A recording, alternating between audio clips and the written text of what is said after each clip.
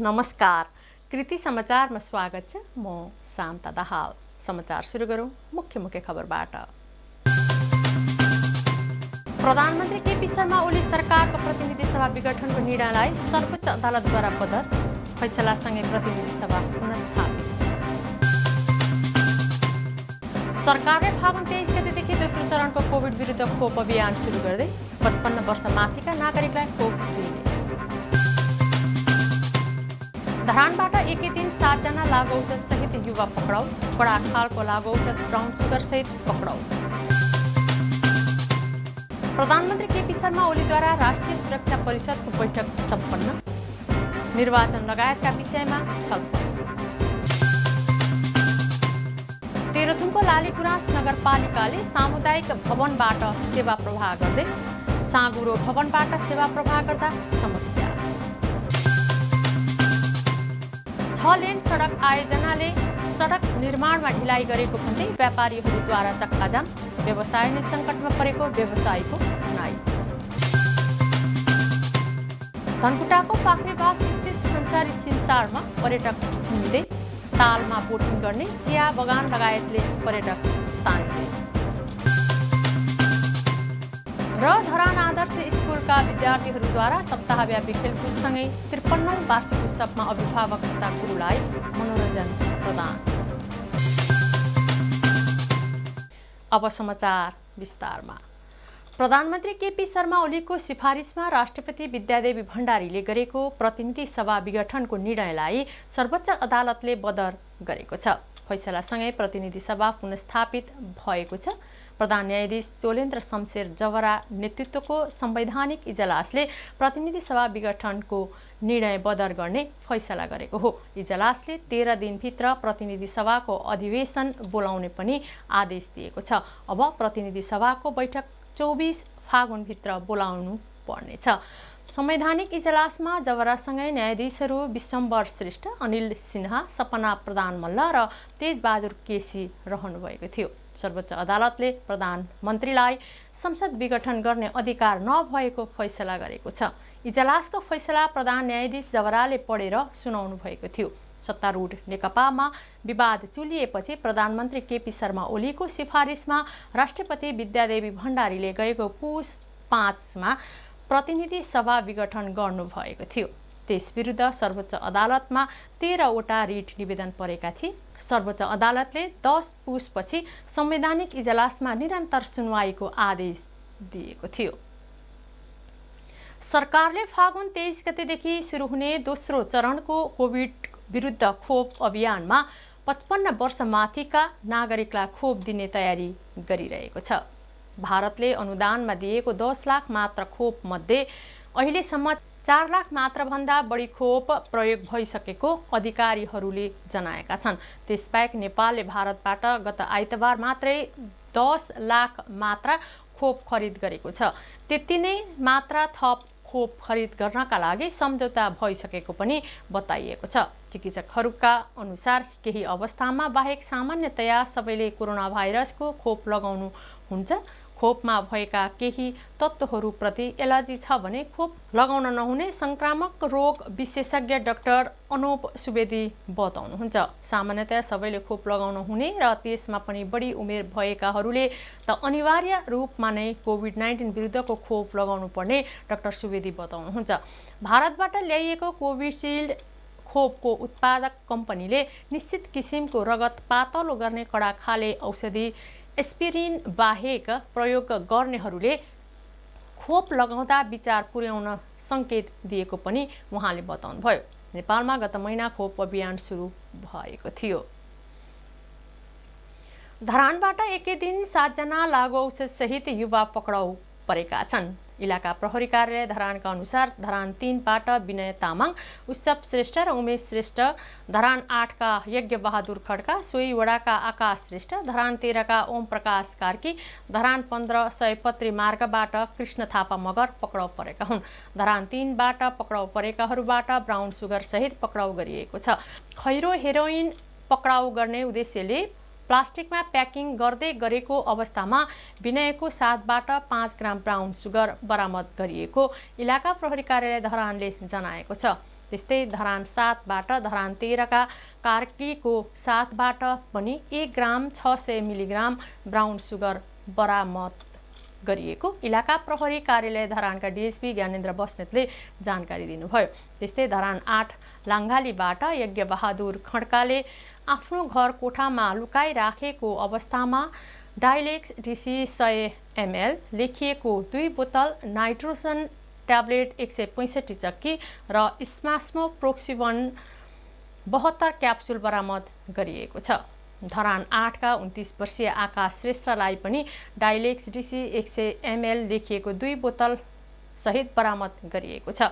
धरान 15 सयपत्री मार्गबाट 40 वर्षीय कृष्ण थापा मगरलाई लागु औषध 1 ग्राम 800 मिलिग्राम सहित फेला पारिएको छ।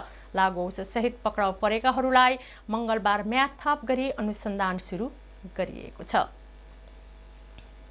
प्रधानमन्त्री केपी शर्मा ओलीले आज राष्ट्रिय सुरक्षा परिषदको बैठक गर्नुभएको छ। ओलीले सुरक्षा परिषदको नियमित बैठक मंगलबार बिहान 9:30 बजेका लागि बोलाउनु भएको थियो। नियमित बैठक भनिए पनि आजको बैठकलाई महत्त्वका साथ हेरिएको छ।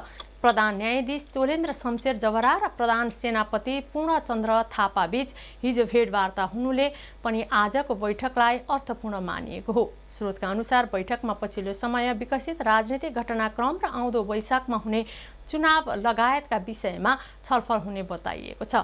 बैठकमा परराष्ट्र मन्त्री प्रदीप कुमार गेवाली, अर्थमन्त्री विष्णु पौडेल, गृहमन्त्री रामबहादुर थापा र प्रधान सेनापति पूर्णचन्द्र थापा सहभागी हुनुभएको छ। समग्र राष्ट्रिय हित, सुरक्षा र प्रतिरक्षा सम्बन्धी नीति तर्जुमा गर्न तथा नेपाली सेना परिचालन वा नियन्त्रणका लागि सरकारलाई सिफारिस गर्न प्रधानमन्त्रीको अध्यक्षतामा राष्ट्रिय सुरक्षा परिषद रहने संवैधानिक प्रावधान छ। स्थानीय तहका जनप्रतिनिधि तथा कर्मचारी विकास निर्माणको नाममा आफू बस्ने भवन बहुतले बनाउने होडमा लागेका छन्। तर तेह्रथुमको लालीगुराँस नगरपालिकाको हकमा ठिक उल्टो छ। नागरिकलाई प्राथमिकतामा राखेर हाल भएकै भवनबाट सेवा प्रवाह गरिरहेका छन्। साँगुरो भवनका कारण सेवा लिन समस्या हुने गरेको सेवाग्राही सुरेन्द्र कार्की बताउनुहुन्छ। धेरै साँगुरो छ। अब कहिलेकाहीँ काम लिएर आउनु पर्दाखेरि अब सबैतिरको एकैचोटि फेरि एउटै कोठा छ, एकैचोटि छिरिन्छ। छिरिसकेपछि कसको कुरा सुन्ने कसको कुरा नसुन्ने हुन्छ।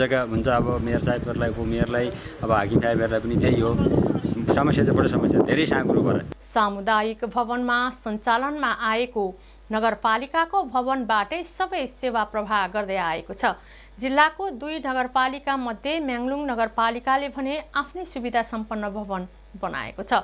लालीगुराँस नगरपालिकाका नगर प्रमुख अर्जुन माबोहाङले बजेट अभावका कारण भवन निर्माण गर्न नसकिएको बताउनुभयो। 9 करोड 10 करोड चलाउनु पाउँदाखेरि करिब वार्डमा तपाईँ गर्दाखेरि करिब 3 करोड 3.5 करोड जति वार्डमा नै जान्छ हैन। अब बाँकी रहेको पैसाले यहाँ अब चालु यहाँ नगरपालिकाभित्र कर्मचारीलाई फेरि नगरपालिकाले नै त्यही पैसा खुवाउनुपर्छ हैन।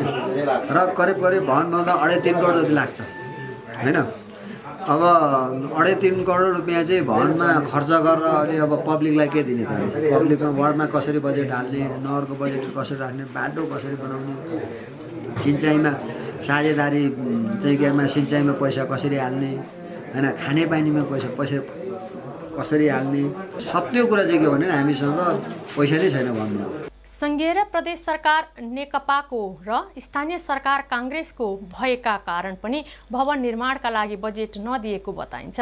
भवन अभावमा हुँदा एउटै टेबलबाट फरक सेवाग्राहीलाई सेवा प्रदान गर्दै आएको नगरपालिकाका प्रमुख प्रशासकीय अधिकृत निराजन श्रेष्ठले बताउनुभयो। सेवा प्रवाह पनि समस्या र यहाँ बसेर काम गर्ने कर्मचारीहरूलाई पनि एकदमै समस्या रहेको छ। कर्मचारी अब एउटै सिटमा एउटै टेबलमा 2 जना बसेर 3 जना बसेर काम गरिरहेको अवस्था छ।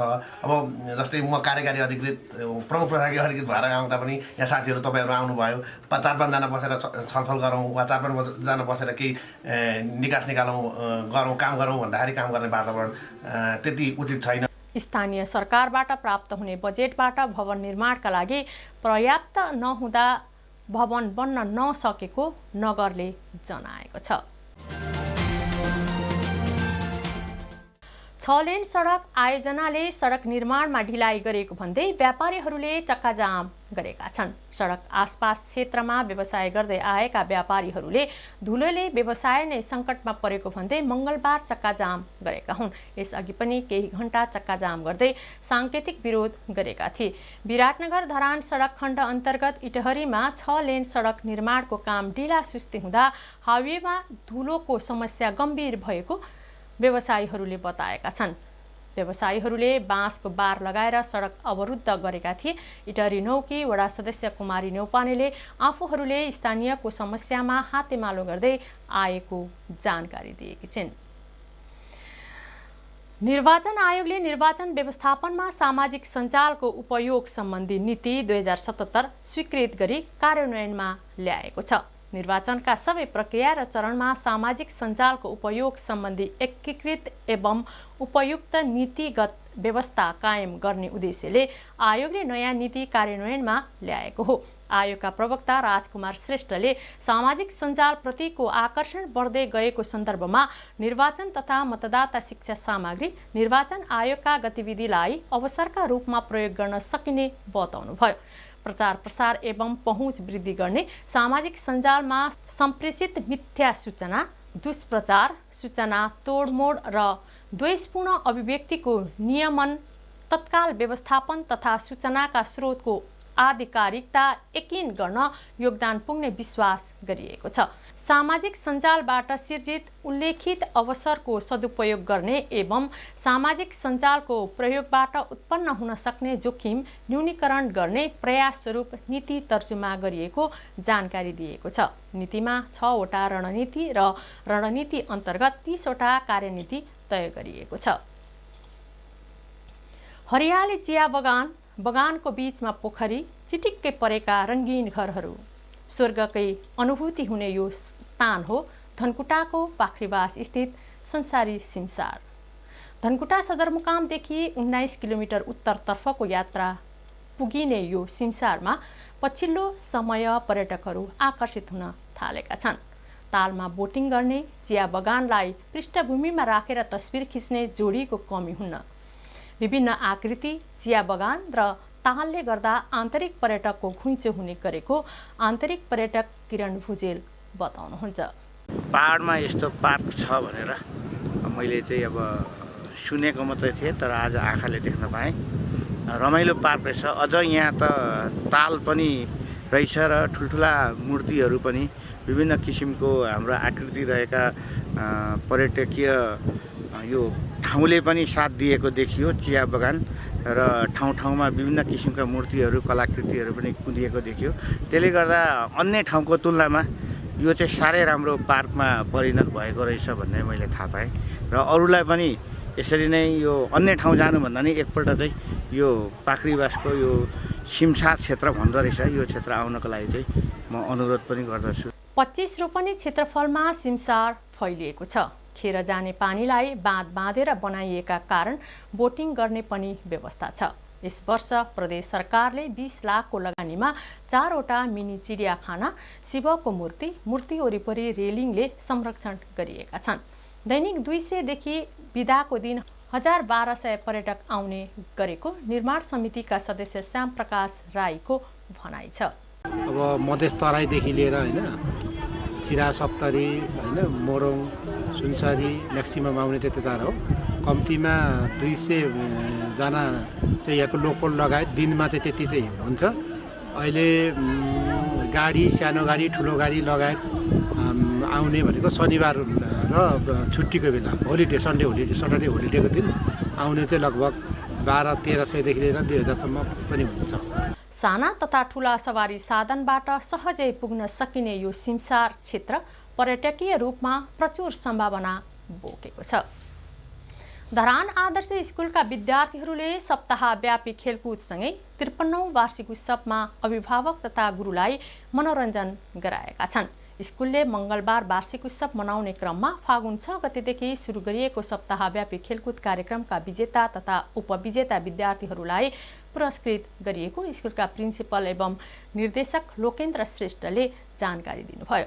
श्रेष्ठका अनुसार फागुन 6 गतेदेखि सप्ताहव्यापी कार्यक्रम राखिएको थियो, जसमा म्याराथन, वक्तृत्व कला, हाइकिङ, हाजिरी जवाफ, गायन, नृत्य र पुरस्कार वितरण कार्यक्रम गरिएको थियो। ती कार्यक्रममा विजेता बनेका विद्यार्थीहरूलाई ट्रफी, मेडल तथा प्रमाणपत्र प्रदान गरिएको थियो। कार्यक्रममा आदर्श स्कुल सञ्चालन समितिका अध्यक्ष Lekhiraj Subba, academic director Mohan Pokharel, financial director Phanindra Thapa लगायतले विजेता विद्यार्थीहरूलाई पुरस्कार वितरण गर्नुभएको थियो।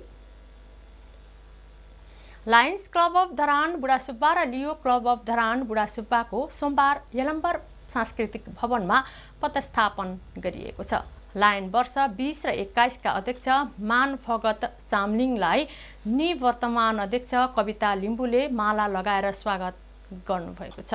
त्यस्तै लियोका लागि वर्ष 20 र 21 को अध्यक्ष लियो मौसमी कार्कीलाई निवर्तमान अध्यक्ष लियो किशन कुमार रौनियारले कलर पिन र माला लगाई स्वागत गरेका छन्। नयाँ अध्यक्ष, बोर्ड मेम्बर र सदस्यलाई लायन 325A1 का vice district governor Lion Revat Bahadur Karki MJFले शपथ ग्रहण गराउनु भएको हो। कृति समाचार अन्त्यमा पुनः मुख्य खबरहरू। प्रधानमन्त्री केपी शर्मा ओली सरकारको प्रतिनिधि सभा विघटनको निर्णयलाई सर्वोच्च अदालतद्वारा बदर, फैसलासँगै प्रतिनिधि सभा पुनस्थापित। सरकारले फागुन 23 गतेदेखि दोस्रो चरणको कोभिड विरुद्ध खोप अभियान सुरु गर्दै 55 वर्ष माथिका नागरिकलाई खोप दिने। धरानबाट एकै दिन 7 जना लागु औषध सहित युवा पक्राउ, बडा खालको लागु औषध ब्राउन सुगर सहित पक्राउ। प्रधानमन्त्री केपी शर्मा ओलीद्वारा राष्ट्रिय सुरक्षा परिषदको बैठक सम्पन्न, निर्वाचन लगायतका विषयमा छलफल। तेह्रथुमको लालीगुराँस नगरपालिकाले सामुदायिक भवनबाट सेवा प्रवाह गर्दै साँगुरो भवनबाट सेवा प्रवाह गर्दा समस्या। 6 लेन सडक आयोजनाले सडक निर्माणमा ढिलाइ गरेको भन्दै व्यापारीहरूद्वारा चक्काजाम, व्यवसाय नै सङ्कटमा परेको व्यवसायीको भनाइ। धनकुटाको पाख्रेबास स्थित संसारी सिमसारमा पर्यटक झुमिँदै, तालमा बोटिङ गर्ने, चिया बगान लगायतले पर्यटक तानिँदै। र धरान आदर्श स्कुलका विद्यार्थीहरूद्वारा सप्ताहव्यापी खेलकुदसँगै 53औं वार्षिक उत्सवमा अभिभावक तथा गुरुलाई मनोरञ्जन प्रदान। हवस् त कृति समाचार यति नै। कृति टेलिभिजन हेर्दै गर्नुहोला। नमस्कार।